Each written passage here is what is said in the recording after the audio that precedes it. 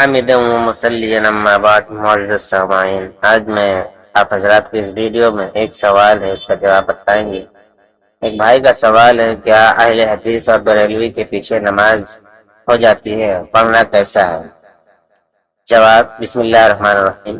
غیر مقلد امام اگر تقلید کو شرک نہیں سمجھتا، ائمہ کرام کو برا نہیں کہتا، پاکی اور نماز کے ان مسائل میں جن میں حنفی مذہب کی نماز کا مدار ہے کہ رعایت کر کے نماز ادا کرتا ہے، تو اس کی اقتدا میں نماز ادا کرنے کی گنجائش ہے۔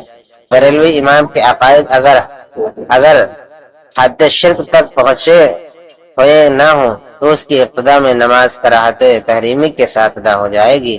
مجبوری نہ ہو تو غیر مقلد یا بریلوی کی امام کی ابتدا میں نماز ادا نہ کی جائے۔ اگر بریلوی امام بتاویل شرکیہ عقائد رکھتا ہو، یعنی نبی کریم صلی اللہ علیہ وسلم کو اللہ تعالیٰ کی مانند ہر جگہ حاضر و ناظر، عالم الغیب اور مختار کل سمجھتا ہے، تو ایسے عقائد رکھنے والے امام کی ابتدا میں نماز پڑھنا جائز نہیں ہے۔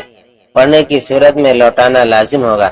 لیکن اگر کوئی شرکیہ عقائد نہیں رکھتا ہے، صرف بدعات میں مبتلا ہے، تو اس کی امامت مکروہ تحریمی کے ہے۔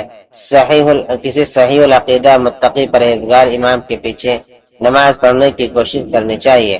اگر کہیں اور بجماعت نماز کا موقع میسر نہ ہو تو مذکورہ امام کی ابتدا میں جماعت کے ساتھ نماز پڑھنا اکیلے نماز پڑھنے سے بہتر ہے۔